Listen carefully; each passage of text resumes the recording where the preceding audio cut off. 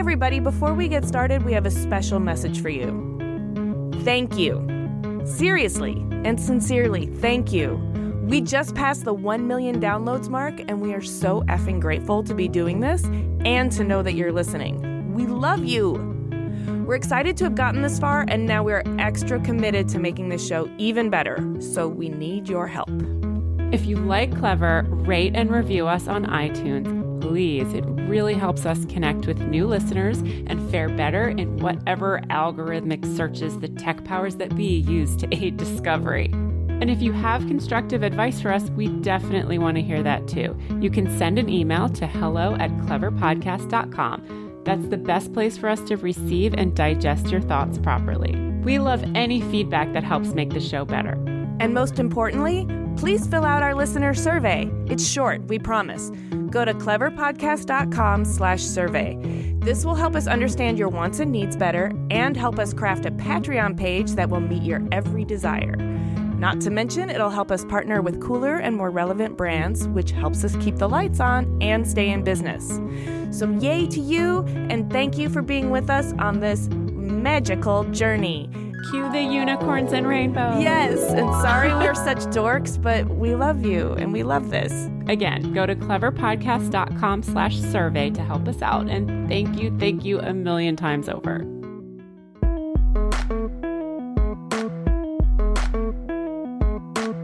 We're trying to change how people work and make their working lives more simple, productive, and pleasant. And as we scale as a company, we're affecting more and more lives.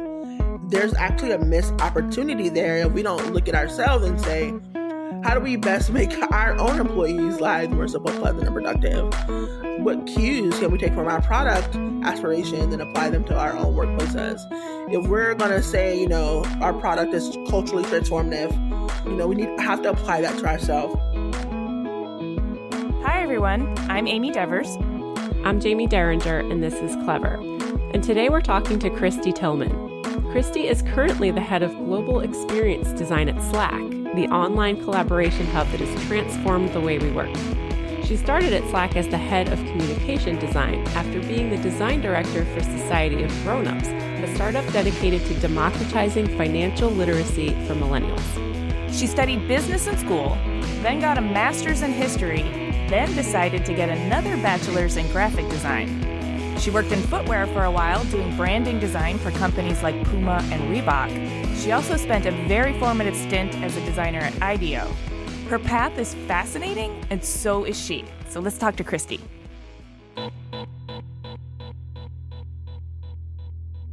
My name is Kristy Tillman. I live in San Francisco, California. I am the head of global experience design at Slack. Why? Because I love working at Slack. That's a pretty pure, straightforward answer. Okay, well, we can get into what you do a little bit later. But first, we kind of want to go back to the beginning. So can you kind of set the stage for us where you grew up, what your family was like, what kind of kid were you, what did you do? So I grew up in Tallahassee, Florida, which is in North Florida, the Panhandle. So it's really more like South Georgia, Southern Alabama than the typical Florida you think of when you think of Miami or Orlando. So I grew up in Tallahassee, Florida, pretty much a suburban city, probably about 175,000, two major state universities there. Think of your average pedestrian suburban town. So I grew up in a suburb right outside of the city, grew up with a dad, a mom, a brother. I was, a gifted kid. I was always in advanced and gifted classes. There wasn't anything really far out there. I mean, I kind of grew up in a cult. I grew up with a Jehovah's Witness, the first 10 years of my life. And then when my parents got divorced and my mom remarried, we left that religion. So I think out of all the wild, kind of weird ways you could possibly grow up, I kind of grew up pretty normal. A lot of people in my age range, grew up through a divorce, right? That's pretty typical. I was into art in high school. That sort of led me into design, which I think we probably will talk about later. I was a pretty precocious kid, liked to read, was really into music, really loved TLC. That was my first album that I ever bought. Ooh, on the TLC tip. Mm-hmm. It was my first CD. I love that you shared that. Yeah, so, I really loved music. My mom probably would classify me as a little bit of a loner. I had a couple of friends, but I wasn't, I always kept to myself and kind of was really into like reading and just acquiring knowledge and just like being really studious. I was really into education. That's one thing my parents built up in me is like, you're really smart. You're going to go be a lawyer or a business person. So that was kind of always my objective growing up, is to just do as well as I could in school so that I could just achieve this end state that my parents had hoped for me. The interesting thing about that is like, as I got older, obviously that end state, I started to find it more myself. And now I'm in this place that no one ever thought I'd ever be in, including myself, which looks very different than, when I was 10 and was like, oh yeah, I'm going to be a lawyer like Clair Huxtable. So I have to get all A's in school so that I can be a lawyer like Clair Huxtable and, have money. So that was kind of basically my upbringing. So growing up on the advanced prep track, it sounds like you got a lot of validation for your smarts and maybe also a lot of pressure to use your brain to make your way in the world. But did it make you feel socially separate, or did it make you feel special and like you found your community earlier on? That's really interesting. So I think I found my community because I was always like in gifted and advanced classes. And then like in elementary school, we had this program called College for Kids.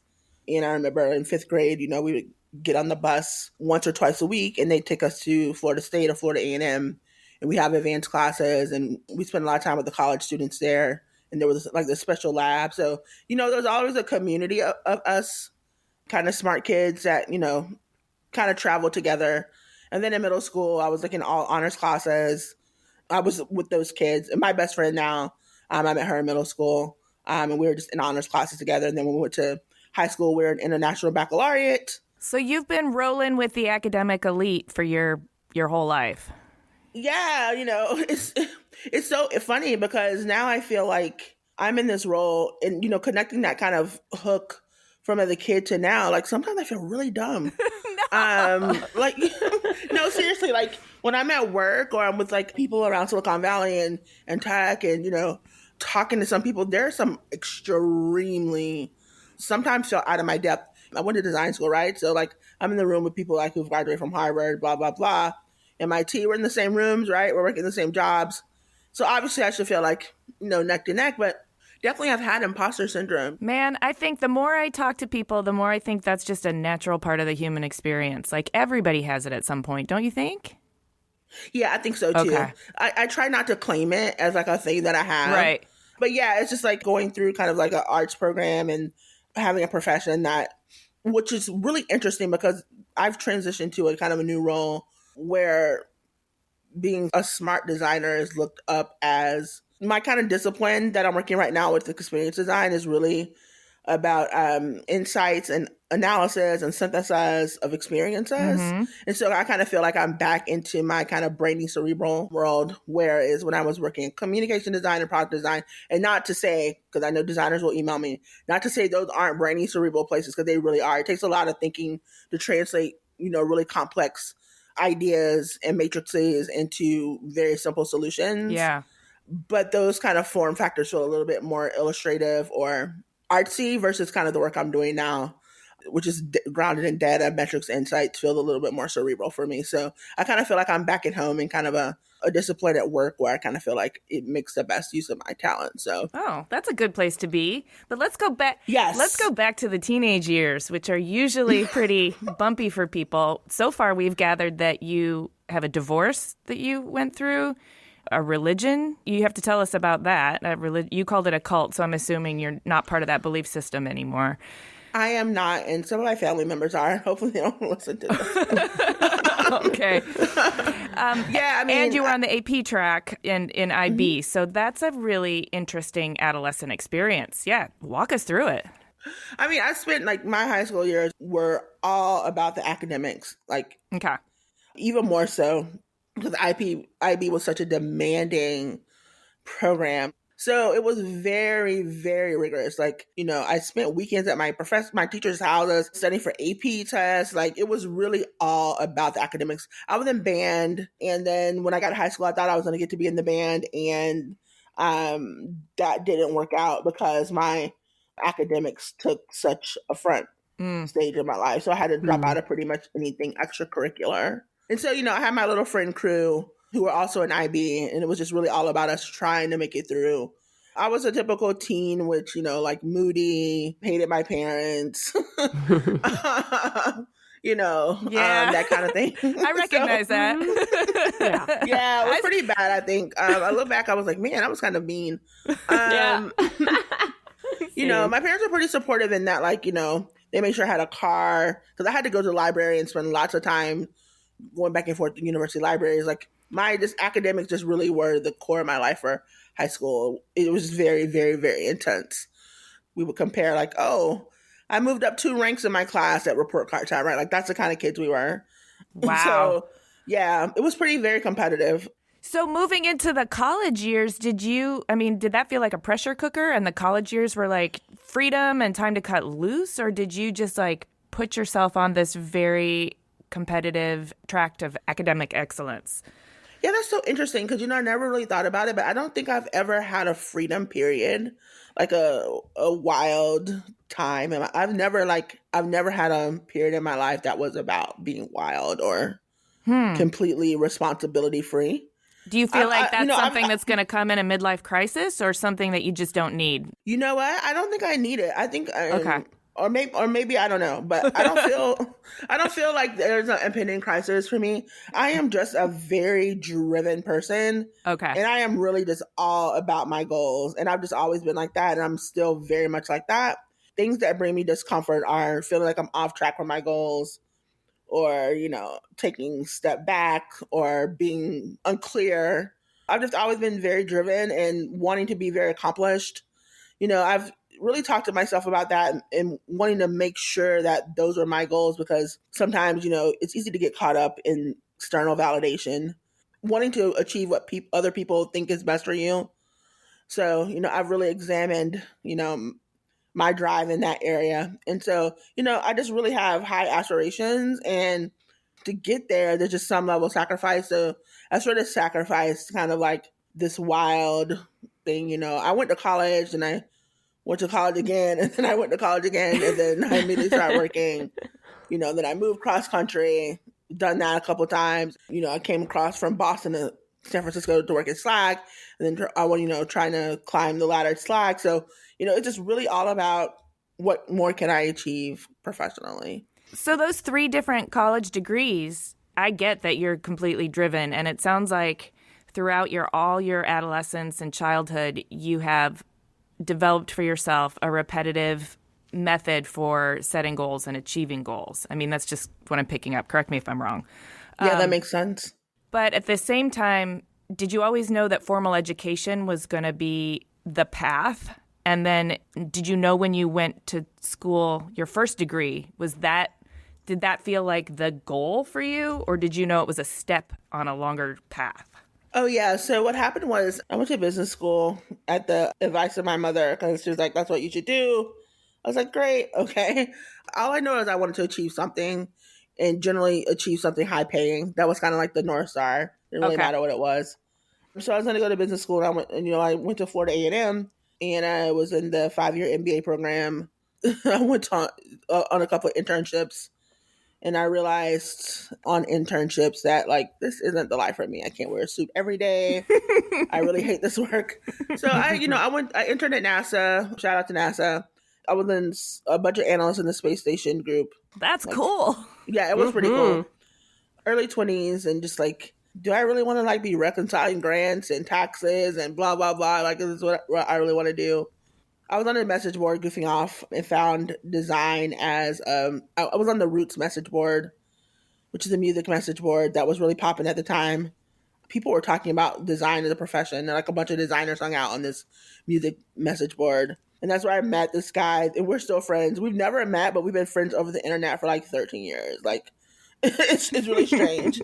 But we've kept up with each other. He's got married, got kids, and we've just been congratulating each other all the time. But I met him, and he kind of showed me design as a profession. There's something about it that grabbed me.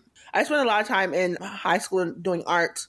So in IB, you could take a subject at 2 levels. You could take one at subsidiary level or higher level. And that means either you spent 2 years working on it or 4 years working on it. So I took art at higher level. I built a portfolio over 4 years. And then my senior presentation was, you had to pin up and discuss it and go through your sketchbooks and talk about how you developed this theme and how it's evolved over the years, right?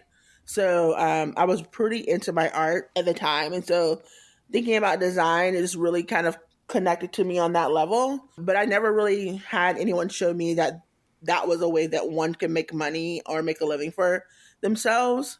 Mm-hmm. So I was like, oh, there are people like who are doing this and they're making a living for themselves. And this is pretty cool. At the time, I think it was like Napster or LimeWire or something like that. I pirated Photoshop and Illustrator. Sorry, Adobe. And I pirated those programs and I just started playing with them and realizing what I could do with them. And so that's kind of like how design kind of came into my life. Then, I decided to drop out of the 5-year MBA program and just get my bachelor's. I had enough credits to get the bachelor's. At that time, too, like, we had to take liberal arts classes, and history really kind of pulled me into. I was like, maybe I'll be a history professor. I just really didn't know what I wanted to do, but I was like, oh, maybe I'll be a history professor. So I just stayed at Florida A&M and spent a year going through that program. And, at that time, I actually had to do a co-op for the program, and I ended up at this museum, the John G. Raleigh Museum in Tallahassee. It's an African American history museum. They have a limited budget and, they needed some design work. And I was like, hey, I've been practicing all this time. Let me show you what I can do to help you save money on a budget. So I started making things. So I was really supposed to be there, like learning archival things and, it was connected to my history master's, right? But I ended up doing a lot of graphic design for them as a part of my co-op. I think I remember getting introduced to like the main woman that did design for them. She was like a consultant for them. And so I was like, wow, okay, this is really a thing. And people are like starting to pay me for this. Like I did a website for a couple of people. This was back like where you could like make a website in Photoshop and like chop up the slices and just like load it up. And then also too, I used to like steal people's websites and put it on my own server and like go in and play with the CSS and figure out kind of, reverse engineer to figure out how to code. I taught myself CSS, HTML, all of this like outside of classes. So, it just reached a compendium and I was like, I just really have to do something with this. So I ended up applying to PhD programs, but I decided to apply for a few design programs as well. Didn't think I would get in.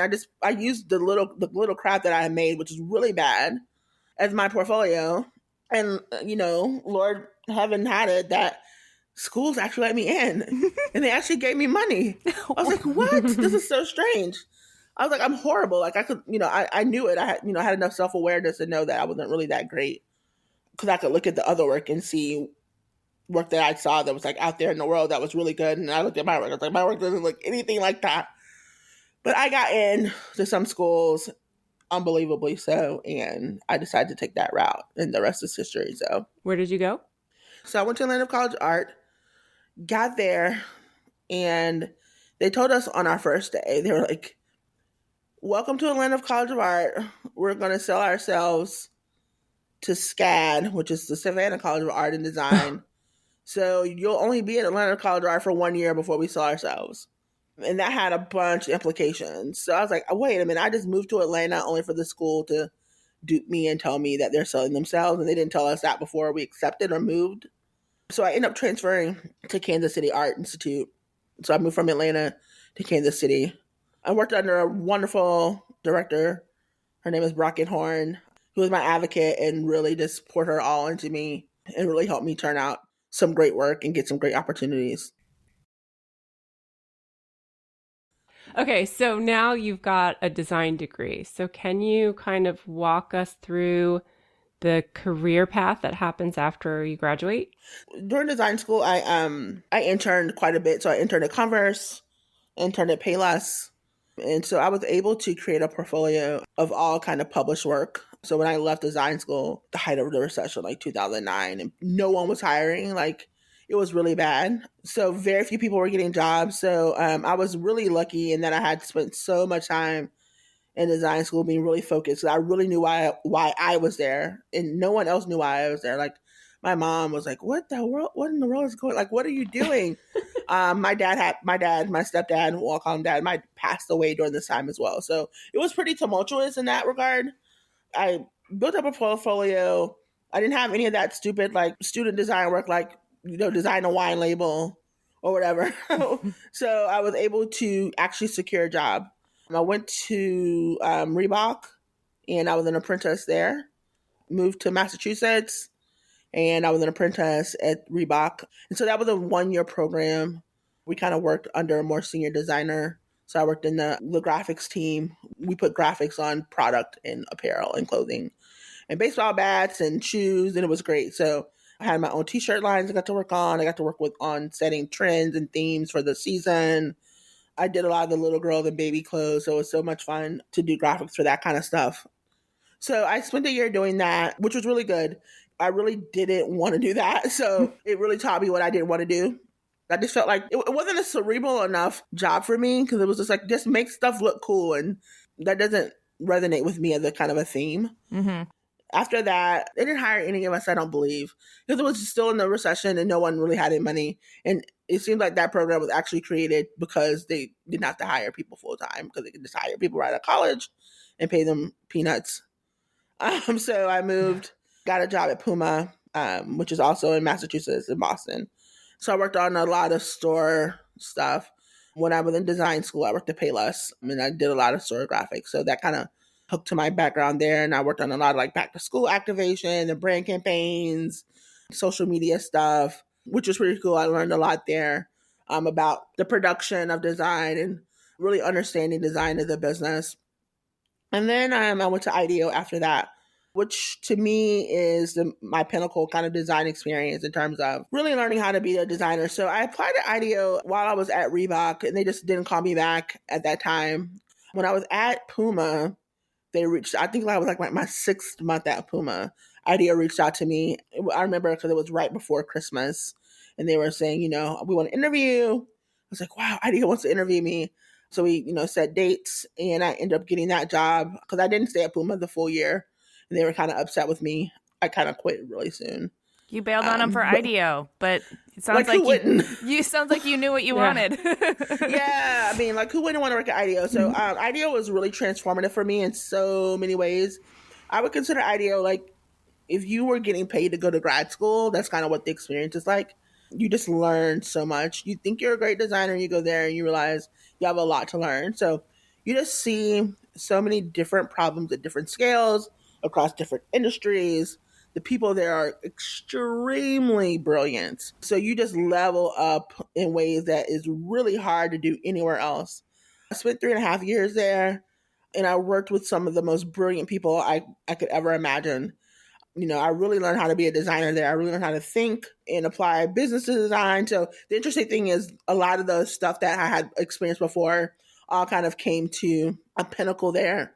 It's like, oh, wow. Because that's the first time I met people who are business designers, right? Mm-hmm. It's like, what the hell is a business designer, right? But now I know what a business designer is. And now I see how, the stuff that I learned in business school is very relevant to the work I was doing. All of it kind of came to a central point there.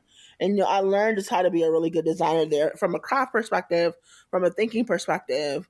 And that just set the course for me going forward. So there was a project there that we were working on, Society of Grown-Ups. That project was a new venture design project, meaning IDEO created the business from the ground up for the client. And so I worked on that project on my tail end at IDEO. And as that business was standing itself up and getting ready to roll out and actually be its own business, I decided to go with it. I worked on it, and I kind of wanted to see it through. So I left IDEO to go work on that business, which was really good because it was like a good continuation of that work. So I went to Society of Grown-Ups. I was there for like 2.5 years, and I got to build my teams, build a brand team, build a product team, and it was really, really good. So can you tell our listeners what Society of Grown-Ups is? Yes. So Society of Grown-Ups it doesn't exist anymore, I don't believe. But Society of Grown-Ups was a fintech startup where we kind of wanted to help millennials think about money. So it was this idea that millennials kind of have this space and time where paying back student loans, getting married, having a baby, having a kid, buying a house, like there's this place where a bunch of different financial and social situations collide, what they call grown-up moments. And there's like, you need help kind of navigating that. We had a physical space experience that you can come into with all different kind of classes about like how to invest, how to set your real estate plan, your estate planning, how to learn about wine. So basically all these kind of adult courses. Think of like a master's program for adulthood.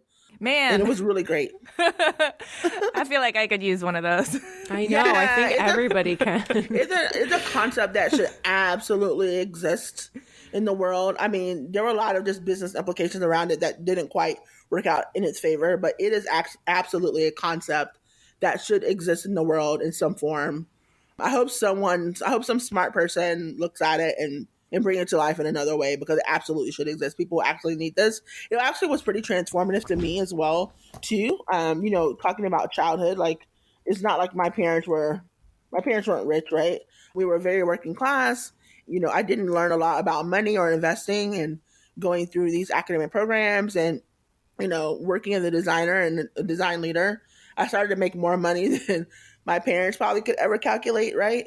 Mm-hmm. And so really learning what to do with that money was important. So spending time with the Society of Grown-Ups and working with people who are certified financial planners was very transformative to me, in terms of like, now I have a real savings, a real way to pay off my student loans, and feeling really secure in how to handle my money, which I think is a big theme for me in thinking about just like how far I've come from just like where I grew up, right? So I took a lot from that experience. Learned how to manage people there, which was really great. And then I left Society of Grown-Ups to go to Slack. So I moved across country from Boston to San Francisco.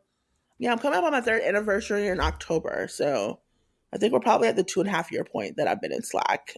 I have just learned so much. I'm on my 2nd role there. So it's almost like I've started over twice. And so it's just been really a great learning experience for me. Can you tell us about that learning experience? Like, take us inside it, because you started off as the head of communication design, and now you're the head of global experience design. Yeah, I was the head of communication design. That was my first role. That's what I was hired for. I was the first person in that role. It's so funny because Society of Grown-Ups was like 90 people. And I came to Slack. I was like, whoa, this is a big company. It was like 300, 400 people at the time. Can you just explain what head of communication design is? I don't really understand communication design. Okay. It would be great. Maybe some of our listeners aren't familiar with what that actually means. Yeah, so communication design is analogous to brand design. So it's all of the design that marketing needs to tell the story. So any design, if you think about product design, which is the actual product, how it looks and feels and behaves, if you use Slack. If you think about communication design, it's all the other stuff. It's the logo, it's the brand, it's the marketing materials, it's the events. All of that stuff needs a team to make it, and to help tell and craft the story about what Slack is to users. So that's what communication design is. Okay, and as a real-world example, Slack just recently rolled out a new logo. And were you responsible for how you explained that new logo? Because I was not, because I was not in that role when the logo rolled out. Okay. But the communication design team was, and they were responsible for that. Okay, so that's what that means. And that's a tone or a culture that you helped to build before moving into your new role. Yes. Okay. Yes. I was the first person to have that role. And when you come to a new startup and you're the first person in a role, it is very, very difficult, because what happens is they know they need someone to do a thing, but that's pretty much all they know.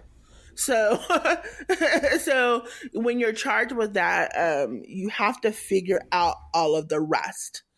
Also, you have to do that while you are working at a very, very fast moving company with a lot of demand. So there's just a lot going on. So when you kind of come into that role, you're defining it, you're helping other people around you understand what it is and how to engage with you. You're also building a team, which means you have to build a culture. You have to hire, you have to make sure those people work well together. You have to instill processes on how to work together, how to have them work with you, how to have you work with them, how they work with all the other people in the organization, right? So you're doing all of that stuff at the exact same time.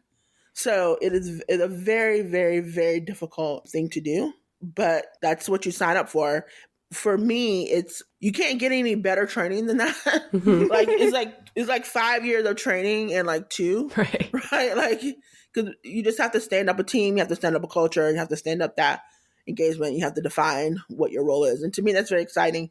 So for me, there's been this theme of being the first in a role. And I've really, really liked that. Like I was the first designer at Society of Grownups, and I built the brand and product teams there. Then I came to Slack. I was the first person in the communication design role. Now I'm the first person in the experience role, and I'm building a team in there. So I really, really, really, really, really love being the first person in a role and building out the team and what it means to be in that role. That's pretty exciting to me. I haven't had a role yet where I've gone in and inherited a team. So maybe that is the next thing I might try, because I probably need to learn how to do that. So experience design, can you explain what that is? Is that UX, or is that just like every aspect of a user, what they touch, see? I am in the process of trying to define experience design, but at a basic level, the experience design team sits under workplace, and our workplace team is responsible for how visitors and people that work at Slack and all of our guests experience Slack on a day-to-day basis. So no, I don't work on the product experience. That's the product design team. What I work on is built physical environments, spaces, processes in those spaces, operations, how people experience our building, what services they get. So thinking about a service experience is really kind of the analogous kind of, I think, design term right now. Service design, experience design, those are kind of the same things. How do you kind of measure the success of something you do in terms of experience design or even communication design? I mean, with communication design, you measure this, there are many metrics, right? So marketing has a ton of metrics. It might be eyeballs that have seen a thing. It might be clicks. It might be an increase in unaided brand awareness. It might be how many people attended a thing. It really depends on the project and what the project's goal is. It might be, did we clarify this feature enough?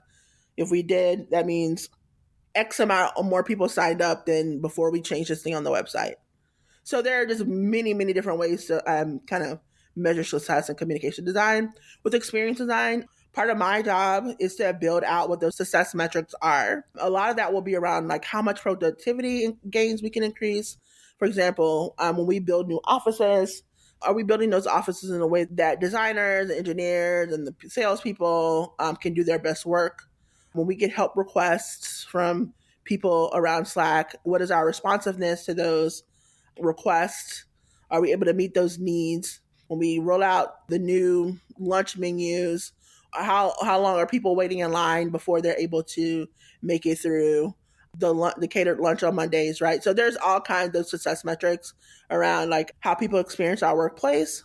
So, being new in this role and starting to kind of think about like what it means for Slack, part of my job is definitely starting to define that and getting data around that to help us make choices about how we operationalize our spaces for our employees. So it occurs to me that's a really smart use of Slack's resources to take somebody like you who's clearly so gifted at building culture and move you into a position where you're building the culture of the workplace across the globe. In many ways, your leadership style must be what has gotten you recognized. Your ability to carve these new paths, to build teams, and to define a culture. Can you talk about your leadership style? Because I'm fascinated. I don't think I've ever articulated what my leadership style is. When I was at IDEO, I spent a lot of time working on service design projects. I worked on like CVS, like there was like the Minute Clinic, right? Worked on some bank projects. Like how do you get people through banking lines? Like there are a ton of these types of projects where I just really learned how to think about how to move people through spatial experiences, how to operationalize those spaces to be efficient. And so moving, Society of Grownups, we also had a physical space where we had to think about that all the time. So it's kind of like come full force in that, like, I think I said earlier, like it's a pretty cerebral job, which is why I really, really love it.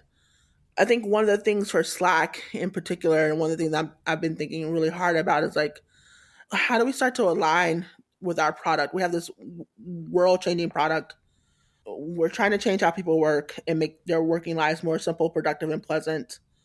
And as we scale as a company, we're affecting more and more lives.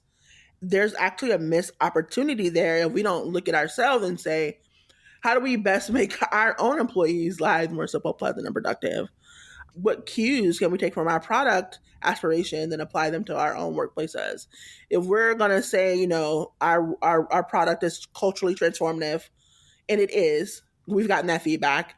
Have to apply that to ourselves. So I think that kind of insight, I guess, is representative of my leadership style. I don't know. When I moved into workplace after I left the communication design team, no one really had any aspirations for what this was going to be. Like, no one knew what it was going to be. I just wanted to try a new thing, right? And try a new role. And I was like, hey, I can go over here because I've done this type of work before. Let's just see what this is going to be. And my boss at the time, he was just like, okay, let's just see what this is going to be. And so I've really been able to kind of carve out what this is going to be. And he and I have worked really closely in kind of defining what this role is going to be. So I've been in it for like a year now. I think literally a year, probably to the day. And it started off as something different, and it has evolved very quickly over the year. I think, I'm looking forward to some moving needle work, starting to define, like you said, culture, metrics, real data, and really making the workplace team and making design of workplaces a strategic advantage for Slack. Because I truly believe that, if we can do it for other people, we can do it for ourselves. So I don't know if I have a leadership style per se, but more so is I just have big, lofty aspirations. And I think Slack is just a company that's ambitious and is a place for people who have big, lofty aspirations. The Stewart said, like, be unreasonable. So I'm unreasonable in my, my aspirations for what we can do. I love it. I love that you just made a case for being unreasonable in your aspirations, because I think really that's what we need creative people to do, is to envision things that don't exist and then set about making them exist. And a lot of people are going to see them as unreasonable to begin with until you actually make it happen. And then they're like, oh, all right. Do you want to be our head of global experience design?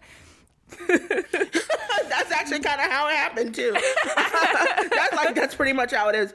And I think the thing, what's in front of me though, is to really making sure that I tie these aspirations to our business objectives, right? And be really aligned about making sure that, it's not creativity for creativity's sake. We're getting some real gains here. We're really moving the needle in the right direction. So it's a pretty experimental role. I was working on my roadmap for Q1, and about half of my kind of projects are self-defined. They're problems that I've seen that I think I can reasonably justify an investment in dollars, saying, okay, I see this problem. If we fix it, here's what I think we get out of it. And so I honestly feel like I have the best job at Slack right now. I really do. And then I have some other ancillary stuff that I get to work with Stuart in buying art for the space, and developing our art program. Yeah, so I think I think I have a really great job.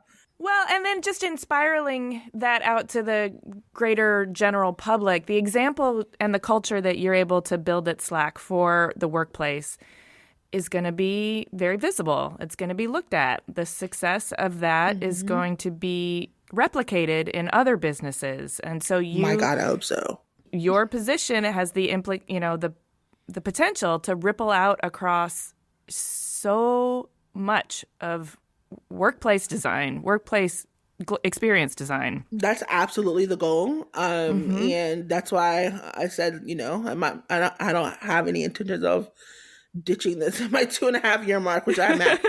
I have a lot of work to do, and it's all inspiring work. So I'm all in on this. I am feeling your appetite for the digging in and figuring it out. And that is so inspiring. And you gave, just a segue here to another thing that I think is really inspiring about you. You gave this incredible talk at a 99U conference about inviting yourself to the table, which is something. Oh my God, I hate to interrupt you. That talk kept me up for weeks. Well, tell us about it, because I feel like A, everybody should go watch it because it's incredibly powerful.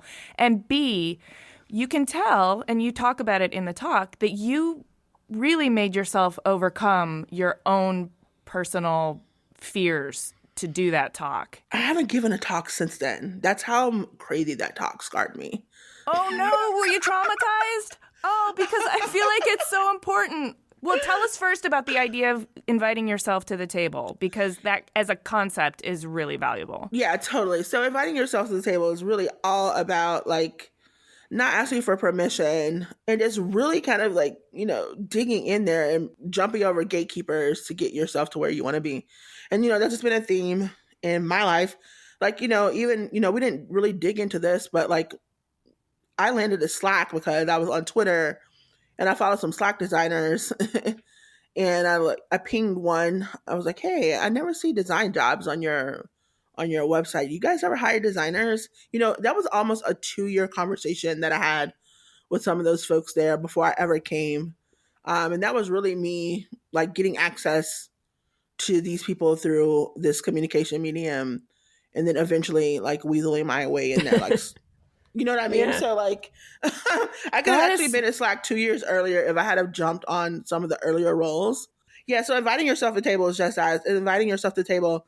People like me have to worm around gatekeepers because we're never the identified target of people. Don't think they don't see Black women. They don't think, oh, she is so successful. She's so smart. Like I'm never the archetype for what they're looking for. So I just can't stand there and like hope to get chosen because it just won't happen that way. I can talk a lot about why that is painful, but like that would be a waste of time because it is what it is. So then it's like, how do you move past that and start to bring your destiny to your own hand as much as you can? That's not to say there aren't obstacles or, setbacks or things like that. And I think we still should also hold people accountable for, discrimination and stuff like that. But like, you just can't rest there. So for me, it was just like, how do I start to just achieve what I want to achieve against those odds? And, I think I've been able to do a lot by having that mindset, hopefully setting an example for other people to not let identity or whatever stop them from getting to where they want to be. So it seems like such a designer's perspective too, to be able to have this in a macro sense, look at the big picture. Okay, here's the system I'm operating in, and I could focus on what's not working and the injustice of it all. But the injustice of it all is actually draining and time wasting and not productive for the executor of this plan that needs to take place. What's really at play here is I have valuable ideas that they're not receiving because I'm not getting invited to the table. So I'm going to invite myself, and they're going to see that these valuable ideas can, well, or maybe they will or they won't. You'll have to make that case. But at least now you've got a voice at the table. What I'm giving you credit for is the ability, I guess, to compartmentalize the pain of the injustice of it all in order to work on a solution and put yourself, your physical body, your personal identity, your ego, the person you're with at the end of the day, put that through the very vulnerable process of inviting yourself to a table where they didn't extend you the invitation. Yeah, that's exactly it. So yeah, and it's just been a theme, and I hope it inspired others because, I think everyone to some degree can relate to that regardless of who they are. Very few people are the archetype. Even there's some white men that are the archetype, right? Like queer men or whatever, right? So it's just like, I think in some way it's relatable to everyone that like sometimes you just have to go the extra mile. And the thing is, you have something that someone wants to, like there's someone waiting on you to like do it because there are other people out there like you who might not have the courage or who are not courageous enough to be able to push through. I'm great. Like it would be like it would be such a travesty if like you didn't know me, right? Or know about my ideas, right? Like how dreadful. So it's like well, I think that's the mindset that's so powerful. It's not like you need me at the table because I want to accomplish something or I want to climb the next rung up on the ladder. It's like you need me at the table because there are other people out in the world who are waiting for my ideas to make their lives better. Exactly. So, yeah, we have to push through. And speaking of pushing through, you made yourself do that talk, and you say you're still scarred. So, oh man, that talk! I woke up with nightmare. The 2 weeks before, I would literally wake up at like 3 a.m. and go, "Oh my god, I'm talking in front of 3,000 people. oh my God. And then I would get up and I would do my talk and then I would go back to sleep. Yeah, I haven't. I think I've been on a panel or two since then, but I have not given a keynote since then.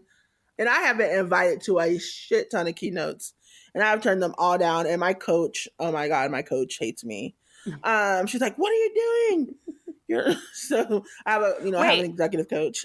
Okay. And she's not happy with my level of external engagement with speaking. So I'm working on a project at Slack right now that I'm totally in love with, and people will know about it soon. I can't really say more than that. And so when that project goes live, I am absolutely going to do many, many, many talks about this project because this project's my baby. So, Oh, exciting. Yeah. Just to get kind of philosophical and existential, what's at the core of your fear of public speaking? If you have the guts and the gall to invite yourself to a table that's not extending an invitation, why does a crowd of people who want to see you? That's a great question because let me tell you, the 99U community is so good. When I got done with my talk, people were like, oh my God.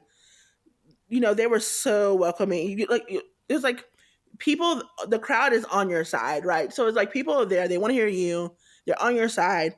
But like the writing of the talk, the memorizing of it, the having to talk it through with like confidence is super hard for me. So I don't mind doing like interviews or panels.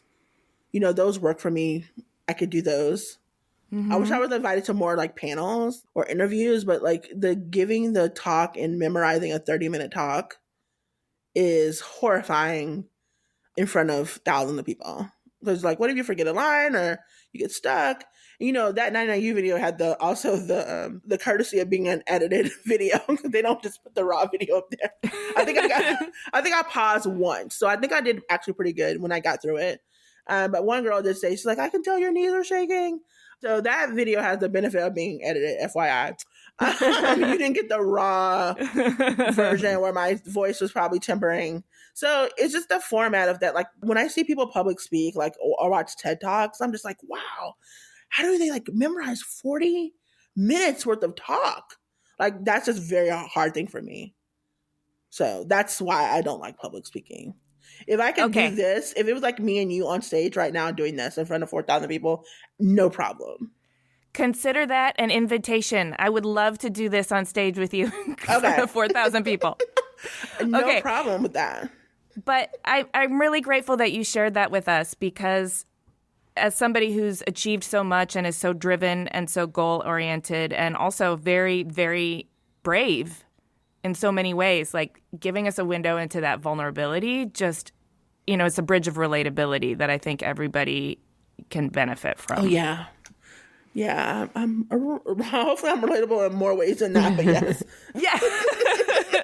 So I want to ask you about something. You mentioned an executive coach. Yeah. So it sounds like you're open to mentorship. Is that something that you have done for a long time? Are you mentoring other people? Tell me a little bit more about that. Yeah, so you have to have people on your side. So there are a couple of relationships that everyone should have. You need a therapist. Everyone needs a good therapist. You need a good money person. Help you with your money and your taxes. You need a good executive coach, some coach. And then you need a mentor. And so coaches and mentors to me are very different. So a mentor is someone, and there's different types of mentors. They're like your senior mentor, there's someone who has more experience than you, who's going to give you advice about how things go. You have peer mentors who are like at your level. You can compare your day-to-day and kind of trajectory. And then what coaching is, though, is coaching is about helping you come into your own resolve and solve your own problems from yourself and kind of developing that muscle, which is different than mentorship, which is about advice. So they're very, very different. So I think you need a little bit of both. They just serve very, very different purposes. Because the coach, they might not have any experience in your exact field. Like my coach, she's not a designer, right? So I get my design advice from my mentors who are designers. I have those relationships, and they're fundamental to your success.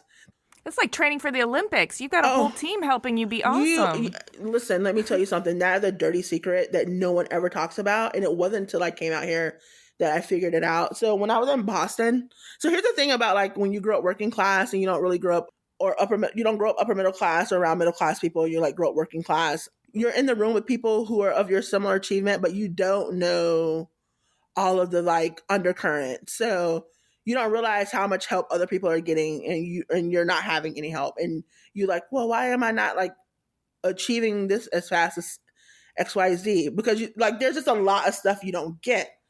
And like, if you don't see that help, you look at that other person and you're like, oh my God, they're so much better at that than I am. I'll never be that good. Exactly. Right. And you don't know that. So when I was in Boston, the dirty little secret I found out is everyone had a maid. I was like, oh, everyone had a housekeeper. And, that was a fundamental thing for me because it allowed me to buy back some of my time and do other things.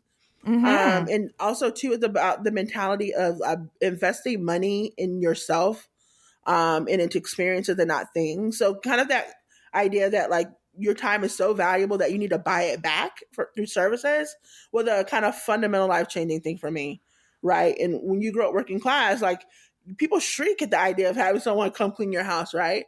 Clean it yourself. And, your relatives might even look down on you for having it made, right? Like, that's like not a thing you do. So like going up these class ladders and being exposed to people who had different upbringings than me, I started learning all their little dirty secrets. So the next dirty secret is like every successful like business person you see who's succeeding has a team of people helping them. They have a coach, they have a maid, they have a therapist, they have a money person, they have a EA or AA who's doing a lot of their dirty work. They have a chief of staff who's doing a lot of work behind the scenes for them, right? They have a whole team of people that are helping and making them the success they are. So that's definitely one of kind of little dirty secrets. If you end up in a room with a bunch of successful senior leaders, directors and above, rest assured that they have at least one or two people behind the scenes helping them be successful. I think Sheryl Sandberg talked about that a little bit in Lean In. I didn't read the whole book, but I remember her talking about her spouse being a secret tool for her. And I think that's another kind of little dirty secret too of successful women. A lot of them have like spouses that like are able to, be advantageous to them. But yeah, you need a lot of people in your life to help you get advantages. That's something I've learned. So do you have a good team then? Do you have your executive coach, your therapist, your money person? Do you have a housekeeper? Do you have an assistant that you love? Do you have somebody that cooks? I absolutely do have a housekeeper. I absolutely do have a therapist, coach, money person. I've been debating on, my coach says I need a chief of staff. And so that's something I've been debating on and looking for the right person. I do have a creative assistant that helps me with some of my projects that I do outside of work. This is so exciting. Thank you for opening that window. I mean, it seems so obvious now, but it's not something I really spent a lot of time examining. I like to identify people that are kind of doing kind of what I would like to do or maybe adjacent to it and just sort of just digging in. And you'll just see how are people getting all this shit done? They're a professional executive, but they somehow have 5 books out on the New York Times bestseller list. There are whole teams of ghostwriters and people just doing all the work for them. So I've figured that out. So yes, I don't envy those people. They have help. Don't feel like they're just like some person that stayed up. And then they do interviews and say, oh, well, I get up at 7 and then I eat breakfast with my kids and I do Pilates for 3 hours and then I go to the office. Then they also do the interviews where they have these amazing schedules, right? Because they have 15 people doing their work. Right. Did you have any friction in crossing over these class barriers? That's interesting. So there's a book written by Paul Fussell called The Class System of America. And it's a very quick read. I recommend everyone reading it. It's so funny. What he does is he breaks down, I think he's British, maybe, I'm not sure. He breaks down the different classes in America and he talks about all the behaviors associated with those classes. And the one thing he posits is that you don't really ever leave the class you're born into because by the time you achieve any modicum of success, the behaviors from your birth class are too set in for you. So you always give yourself away. The book is really funny though. So, and it's a quick read, so I recommend you read it. I believe that to be true. I think you can be in the same room with a bunch of people that, that are different, that have a different class status than you, that you were born in. And now you're, I guess, comparatively equal because you're in the same room and you have similar income. But I think there's always going to be differences. Yeah, it's definitely a lot of friction. It's so interesting. I think money is one of the big ones. Like when I say, society growing up was transformative for me, and it helped me with really good money habits, and really good earning habits. So let me give you this example. I was interviewing, and I won't say where, but I was interviewing this young lady for a designer role. And one of her past jobs, I think she's probably maybe early 20s, one of her past jobs was she worked for a brokerage as a product designer. And so she worked on the brokerage software. So in the interview, she pulls up her actual account to walk me through the software that she designed for the brokerage. And so, she signs in and all her accounts are there. And this girl is like 10 years younger than me. And I was sitting there like, holy shit. Like, how does she have this much money at this age? Like, and so, that's a conversation about like generational wealth, being able to pass things down, and insurance and savings and investments, right? So there's that whole deep convo there. And so you have these conversations and you just realize that people had radically different background and access than you. And while you may be in the same room, you kind of never get over that, right? So, and then it also changes the way you relate to your family, because now you've changed, your family might have like, vacations within the state were like great for you growing up. And now you're like, oh yeah, I have passport stamps and, I've moved across the country 5 times and I make 20 times what I grew up on. You know what I mean? So then you have a very different developed sense from the people that you grew up and loved about money. And so you are always kind of what I call class straddling. You're always in the middle. So you don't have quite as much as the people who are now your social circle, right? And then you have way more than the people you grew up with and love and are related to. So you're always in this weird middle. So yeah, navigating that is particularly difficult. I think about that a lot. I think, especially, I think about like what I want to do in the next 5 years, and I was like, do I want to go back home and be closer to my family after spending so much time away? And I always think about, well, when I move back there, am I going to be able to live in a small town in Florida? Like, they don't have Postmates right there. I'm like, how is that going to work? And, there's no caviar, and I don't have Amazon Prime now, and how am I going to relate to my family? Is it going to be much, much different? You're stuck in this weird tween. But people don't really talk about it a lot. I've talked to some people here, like we talk about like how many of us have these salaries at tech companies, but we also send money back home, right? And that's something that a lot of people can't relate to, So yeah, you're always in the middle. Does it ever get exhausting being in the middle? Yeah, it definitely does. What happens is people around you assume you're just like them, and they say things, or they say classist things, or they assume things about you. And they don't realize like, oh, well, you might not be insulting me, but just insulting someone that I love and care about, or, so it's like that. Yeah. And then it's like your family sometimes can't quite relate to you. So they have demands and expectations of you that are outsized. Someone should write a book about this. I have not seen any books about class straddling. Maybe someone has written a book about it. Maybe I should write a book about it. Yeah. Do you ever think you might write a book? Is that something? Yeah. Oh my God. I want to write a book so bad. I actually have 5 books in my head. No, I'm so serious. I was telling my coach this, and now she and I need were a going writer back and forth to help you on your yes, team. She was going to introduce me to a writer. So I have a Trello board that I keep a bunch of creative ideas on, and I literally have about 4 books outlined. I just don't have time. And even with that, even like with a ghostwriter or whatever, you still have to set the person up for success. Like there's just a lot of like moving pieces. So I think maybe that's something I'll do in the next phase of my life. But yes, I have a bunch of books that I want to write, but they're going to be about design, not class. I don't think. But even a memoir that talks about your class straddling experience to some degree, I think would be so, in the spirit of representation, you know, it's like, it's so helpful to just see how somebody else navigated treacherous waters. God, does someone want to read a memoir about me?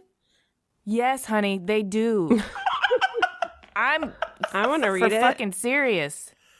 Well, that's it. It's so hard to imagine. I would be so I'm putting it embarrassed. out Like there. 50 copies sold. You know what, though? Even if it's only 50 copies, you could potentially change 50 lives. Okay. You never know. No, because those people then are going to change the lives of people around them. And, you know, Yeah, I definitely think the class straddling thing definitely needs a primer on it. I could see a whole capsule podcast on that, actually. That would actually maybe be fun. Well, okay, I want to put your brilliant brain on another project/problem. It's sort of class straddling and sort of a PR problem that the design profession has. I mean, you didn't really understand that design was something you could do professionally until an online friend kind of clued you into that. Mm-hmm. We hear that from so many people we talk to. What do we need to do to get little kids and people in the pipeline understanding the power of creativity and design as a profession, and that it's economically viable and important to society, and you need to grow up thinking you want to be a designer and not just stumble across it in college? Yeah. I said in the phase 2 of my life it would be working on that exact problem. I actually have a whole program built in a deck to address this. I don't know if you heard of Black Girls Code. Yes, yes. Okay. So I would love to do like the equivalent of that, but for design. And there are a couple actually. So let me give credit to people first that actually are working on this. So there's the Interact project by Maurice Woods.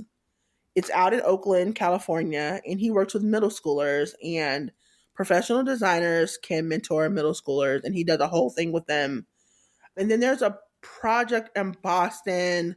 AIGA out in Boston has a program that has high schoolers. They get jobs during the summer with professional designers they mentor, and they intern. And so those two projects definitely exist. But yes, they're not big enough. I think it's just going to take a massive PR campaign. Maybe it's in schools. You know, I really am, part of it is definitely education issue. Right. Mm-hmm. And the sad part is like design is going to be more and more relevant as a profession than ever before. And as technology continues to expand, even more so.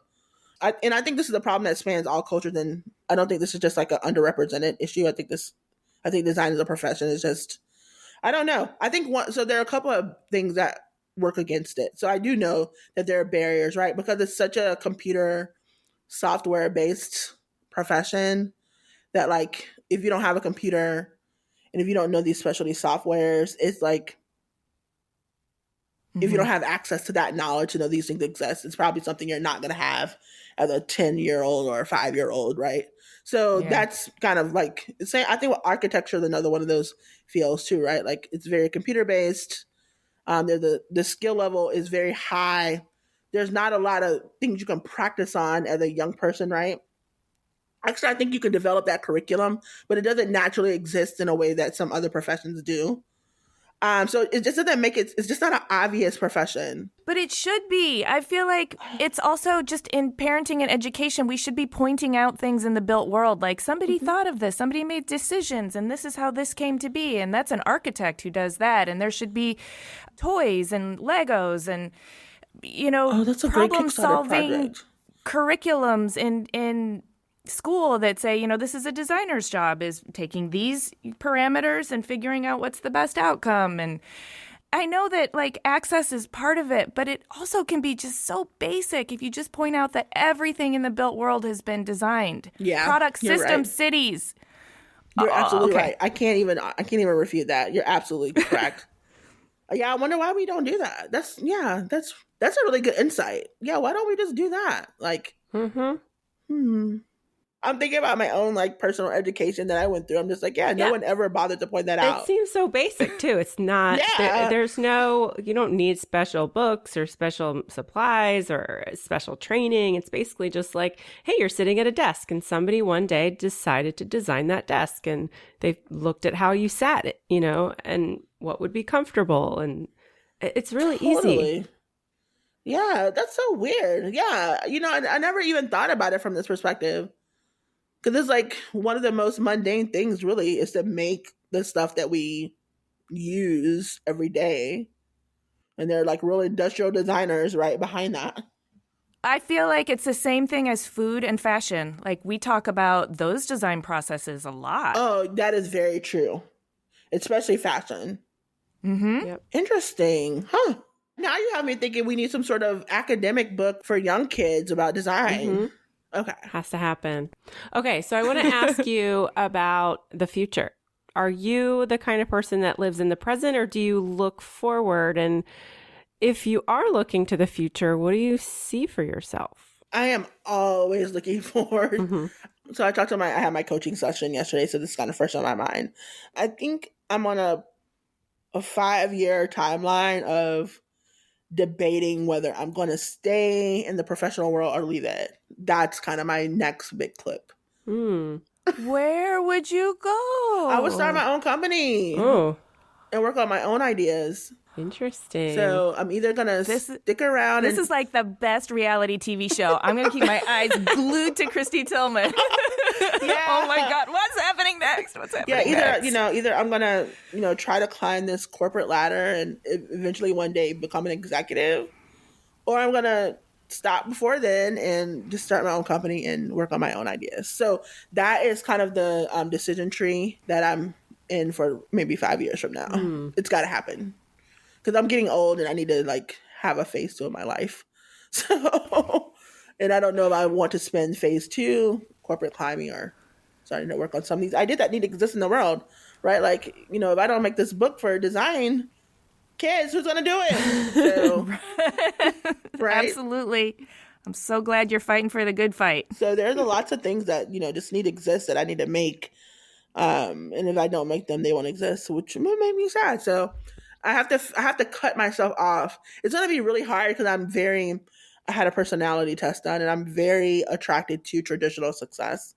So it's going to be really hard to cut myself off if I don't become an executive in that time frame. It's going to be like, oh my God, am I going to like be 85 years old and regret never having achieved that? Or it's going to be really hard. Yeah, but if you have your own company, you're technically the CEO. So isn't that an executive? Yeah, it's not the same thing. It's not the same thing. It's not the external validation. Right. Yeah. So. Well, do you ever? But you're always looking forward, so you won't look back and regret anything. Yeah, I have not looked back and regretted anything. Hopefully that will continue. When I have to make that choice, I'll feel really good about it, and it'll just be a natural choice. Yeah. So that's kind of like, I have a few years to think about that. Yeah. So, do you ever think about legacy? In terms of like what? Like, I mean, I think that word is kind of loaded. Is it like kids, that money left behind? I mean, anything. Like when you think of legacy and yourself, like what do you think about? I think about all those side projects that I need to do. To me, those would actually be my legacy, right? If I were able to make a fundamental dent in design of the profession and make it more accessible to people, I think that would be my legacy. Can I ask you to do something? It depends. Since you're a data metrics person in your personal life, if you're at all curious about this, will you start quizzing people at your level or people that you work with if they think about legacy, and report back if you see any difference between genders or class in terms of how people think about their own legacy? Interesting. Do you have a hypothesis? It's based on a very small sample, but it definitely, and maybe this is biologically encoded into men, but it seems like men think a lot about legacy and women tend to feel more engaged in the present. I can see that being true. Just anecdotally. Anecdotally, yeah. And definitely that's a huge unfounded hypothesis, but quote. So don't yeah. Nobody's complaining about this. Yeah. I'm just curious. I think it's worth digging into because I think it also affects a female success metric. That's really interesting, huh? Yeah, because when you asked me that, I was just like, who thinks about that? Right? Like, who cares? But yeah, I'd be interested to know like the role that kids play in that too, like men versus women. Yeah, you know, because like there's career legacy, and then there's like ego-driven thing. I feel like that even the concept probably was thought of by a guy. The family name, carry it on. Yeah, no, so that's what I'm saying. Yeah. When you say legacy, I'm like, I think either kids or like endowment or name left on a building. Yeah. Right? Those are like the three things. Right. Or like some sort of dynasty or monarchy. Or... Totally. When I think legacy for women, the only person that come to mind to me is like Oprah. Because she like achieved so much that like her name will be said many, many times in history, even after she passes. So like people whose name is actually their brand, and their brand kind of carries on without them. That's interesting. Now you got me thinking, like, do I need a legacy? Do you have a new project, a side project, or a Slack project, or something that you want our listeners to keep tabs on or keep an eye out for? You can just follow me on Twitter. Anything that I have that's juicy, I'll announce there. If you follow me on Twitter, you'll get all the haps. Kristy T. Kristy. This has been a really fun conversation. Yeah, it has been. Wow. We've been talking for like an hour and a half. I know. Thank you for taking the time. No worries. I'm just chilling. After this, I'm actually gonna get to work. I have some stuff I'm working on for Slack, so I'm just gonna start working after this. So also, I want you to have a little bit of downtime because it's exhausting sharing yourself like this with us, and you've been so generous with your whole story and your whole trajectory. Take a little time for KT. Thanks for listening. To check out Kristy's work and learn more about her, click the link in the details of this episode on your podcast app, or go to cleverpodcast.com, where you can also sign up for our newsletter. Subscribe to Clever on Apple Podcasts or wherever you get your podcasts. And if you could, please do us a favor and rate and review us. It really helps us a lot. We also really enjoy it when you reach out to us on Twitter, Instagram, and Facebook. You can find us at Clever Podcast. Clever is created, produced, and hosted by us, Amy Devers and Jamie Derringer, also known as 2VDE Media, with editing by Rich Straffolino and music by L1011. Clever is proudly distributed by Design Milk.